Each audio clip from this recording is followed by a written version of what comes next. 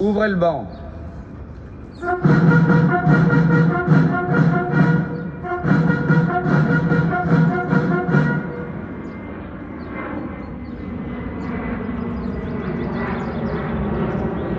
Au drapeau.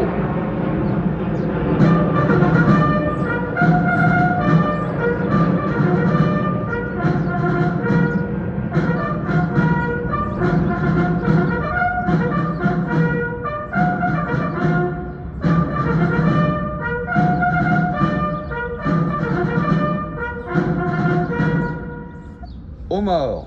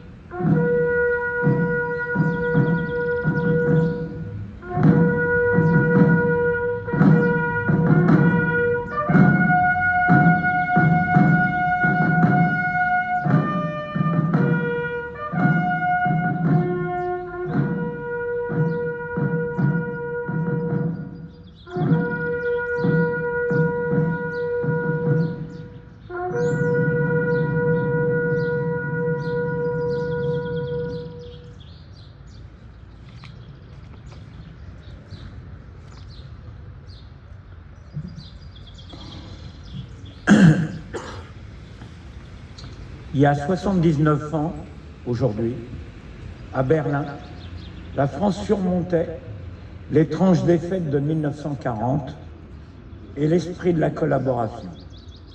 Le 8 mai 1945, l'Allemagne nazie capitulait.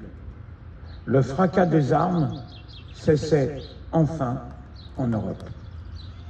Ce jour-là, il faisait chaud sur la France, comme dans le cœur des Français, lorsqu'ils ont appris la nouvelle. La guerre est gagnée, voici la victoire. Ces quelques mots prononcés par le général de Gaulle, qui depuis le 18 juin 1940 avait poursuivi le combat, ont résonné dans le pays et bien au-delà. La délivrance est là. Et en même temps que les larmes de joie, la douleur fait briller les yeux des Françaises et des Français.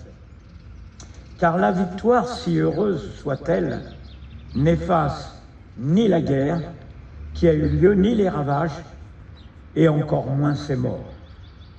Des ruines de Rennes et de Saint-Lô, aux plages de Normandie, de Provence, d'Oradour, sur Glane, aux monuments aux morts sur lesquels on gravera bientôt des noms nouveaux. C'est dans un silence de mort que résonnent les premiers cris de la libération. Dans le silence des murs d'Isieux et de celui de toutes les maisons dont les habitants furent assassinés. Le 8 mai 1945, dans un élan collectif, chacun pleure les morts et salue ceux qui ont combattu. 79 ans après, réunis devant nos monuments aux morts, nous leur rendons un même hommage.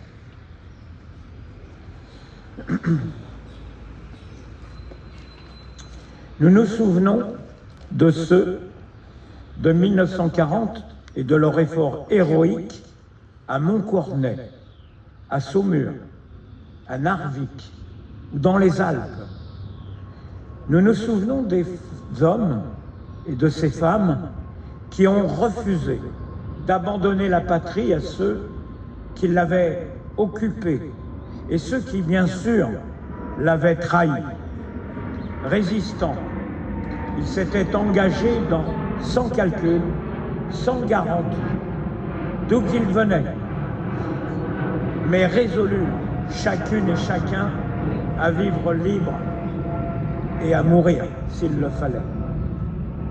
Nous nous souvenons des combattants des forces françaises libres, venant de France, d'Afrique, des Outre-mer et bien d'ailleurs. Étrangers pour beaucoup, ils sont arrivés sur les plages de Normandie et de Provence, après les glorieux combats de Bir Hakeim, de Koufra, dans les sables des déserts d'Afrique et du Levant, à Monte Cassino. Ils débarquaient en France, guidés par la liberté qu'ils aimaient plus que leur propre vie. Ils se sont battus et n'ont jamais plié. Nous nous souvenons du soutien décisif de nos alliés d'alors, de ces combattants partis à l'assaut de l'ennemi, côte à côte avec les Français, libres, de ces millions d'hommes et de femmes qui se sont unis pour hâter la victoire. Nous nous souvenons également de toutes les victimes civiles qui payèrent un immense tribut. Elles trouvèrent la mort dans les exactions de l'occupant ou les bombardements de l'invasion ou de la libération. Nous nous souvenons ici des victimes de la déportation politique et raciale, dans les camps de concentration et dans les camps de la mort. Nous nous souvenons des Juifs, des Tziganes, des homosexuels, handicapés, physiques ou mentaux, haïs et assassinés simplement parce qu'un jour, ils étaient nés. Nous nous souvenons aussi de ces Français et de ces Françaises d'Alsace ou de Moselle enrôlés, malgré eux, dans l'armée de l'occupant, sous un drapeau qui n'était évidemment pas le leur. Il y a 79 ans, la France et l'Europe avaient perdu leur innocence. Et c'est avec la conscience grave du passé que chacun se mit à imaginer des jours heureux. Avant même la fin de la guerre, de nouveaux défis se faisaient jour, de nouvelles ambitions aussi. Une ambition politique partagée par toutes les forces qui avaient contribué à la libération et qui, rassemblées autour du général de Gaulle, avaient formé un gouvernement d'union nationale, un gouvernement provisoire.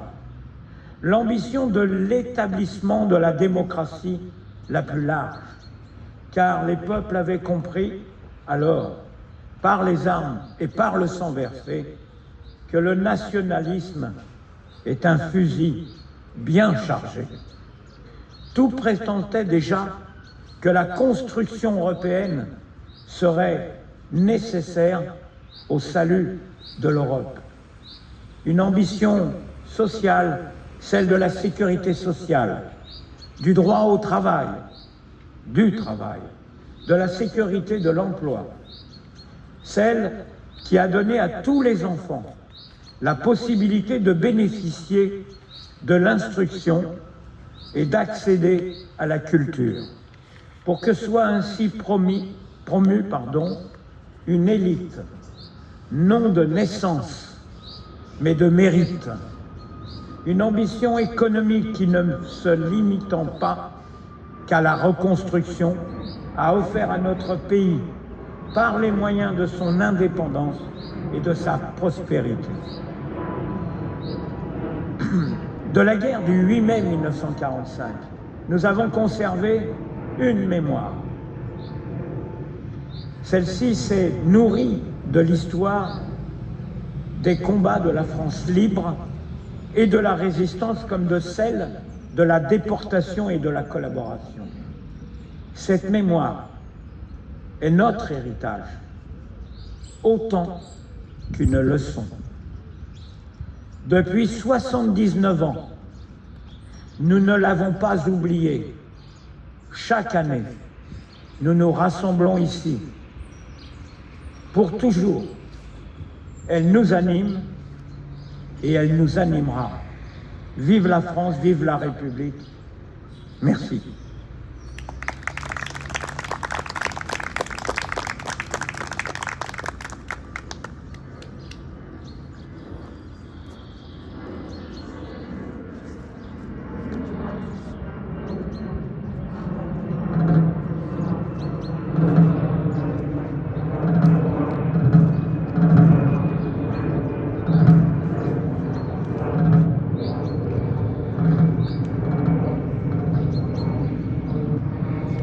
Je vais demander, je vais appeler. Je vais t'appeler. Tu peux venir. Viens. Comment tu t'appelles déjà? Théo. Théo? Eh ben, Théo, je vais te demander d'aller déposer la petite gerbe du souvenir pour la mettre devant le monument aux morts.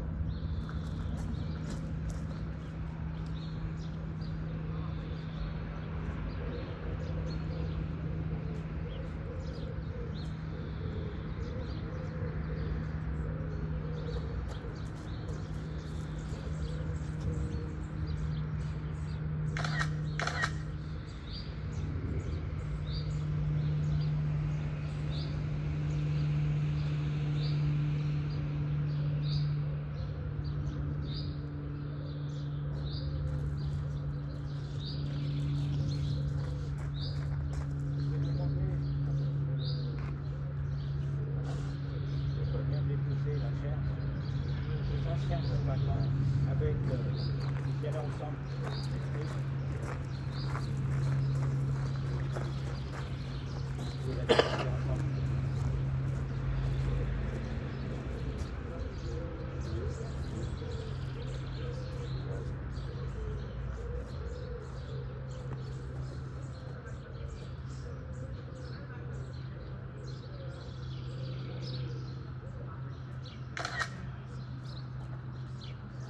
Je vais demander au conseil municipal, sa représentante, Mme Eda Faoui, de bien vouloir déposer le gerbe.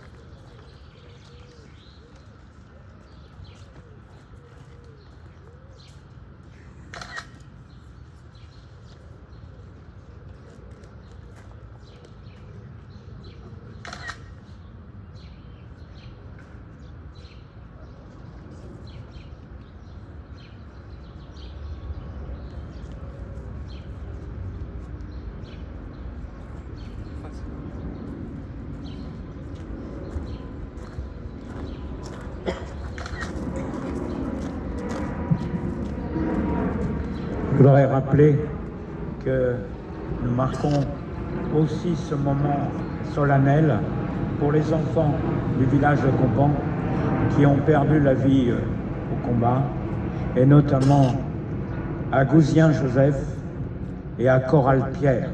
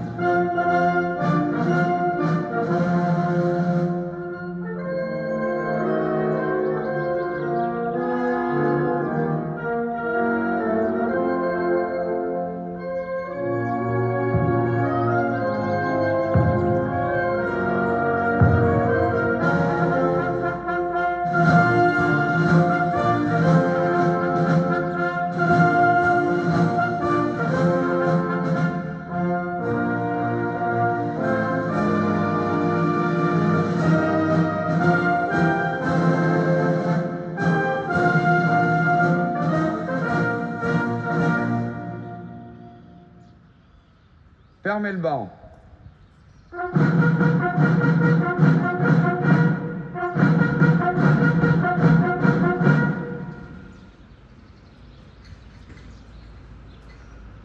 Je vous remercie d'être venu ce matin encore, comme je le disais tout à l'heure. Et c'est un moment important qui marque l'histoire et qui, pour nous, ne doit jamais cesser. Ce souvenir est important, surtout dans les moments qui nous ramènent à de tristes réalités à travers l'Europe et le monde. Je pense que ces moments sont vraiment importants. Voilà, je vous remercie et je vous invite, si vous le voulez bien, à boire un verre avec nous, le verre de l'amitié. Merci. Et merci Théo. On se revoit l'année prochaine.